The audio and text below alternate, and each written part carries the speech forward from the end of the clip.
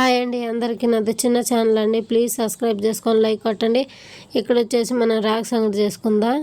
రాగి సంగటికి ముందు అరకప్పు బియ్యం తీసుకోవాలా. అరకప్పు బియ్యం తీసుకొని కడుక్కొని పొయ్యి మీద పెట్టేసుకోవాలా. అరకప్పు బియ్యానికి మనం 10 కప్పులు వాటర్ తీసుకోవాలా. వాటర్ తీసుకొని పొయ్యి మీద పెట్టేసి మూత పెట్టి బాగా ఉడికించుకోవాలా. దానిలో తగినంత ఉప్పు కూడా వేసుకోవాలా. అన్నంలోనే బియ్యంతో పాటు ఉప్పు కూడా వేసుకోవాలా. అప్పుడే బాగా మెత్తగా ఉడికిపోతుంది. మెత్తగా ఇటు రైస్ ఉడుకుతుండగా మనం ఆ కప్పుకి కప్పున్నర నేను పిండి తీసుకున్నా.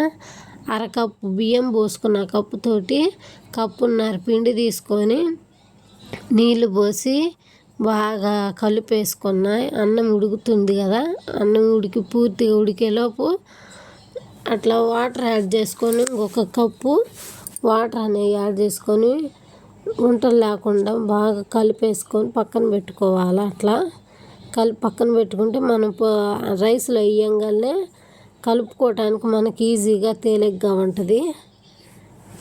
ఎక్కువ శ్రమ లేకుండా బాగా తేలిగ్గా తిప్పేసుకోవచ్చు.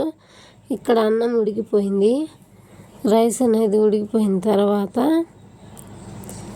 మనం ముందు కలిపెట్టుకున్న రాగి పిండి పోసుకోవాలా.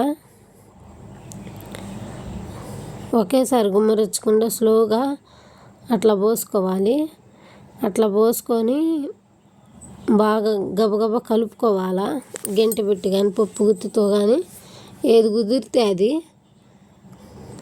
ఎందుకంటే రాగి పిండి వెంటనే పోయంగానే వేడెక్కిద్ది, అందుకని కలిపేసుకోవాలా. నేను ముందు గంటతో పెట్టి తిప్పేసి గంటతో కుదరట్లేదని బాగా పప్పు గుత్తి పెట్టి ఎనిపినట్టు చేసా. మీకు గంటతో చేత అయితే గంటతో చేసుకోండి. నేను పప్పు గుత్తి పెట్టి చేసేసుకున్నా. రాగి సంగటి మాత్రం సూపర్ వచ్చింది.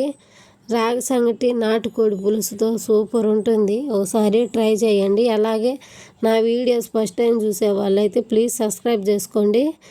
నేను పెట్టే ప్రతి వీడియో మీకు వస్తుంది. సూపర్ ఉంటుంది. రాగి సంగటి సూపర్ వచ్చింది. ఇప్పుడు నేను చూపించిన ప్రాసెస్లోనే సేమ్ అలానే చేసుకోండి, సూపర్ ఉంటుంది. ఇక్కడ వచ్చేసి నాటుకోడి కూర కూడా నాటుకోడి పులుసు రెడీ అయిపోయింది. కూర అనేది అయిపోయింది. రాగి సంగటి పిల్లలిద్దరికేమో రైస్ పెట్టేసి మేము రాగి సంగటి పెట్టుకొని తింటాం. సూపర్ ఉంది. ప్లీజ్ సబ్స్క్రైబ్ చేసుకొని లైక్ కొట్టండి.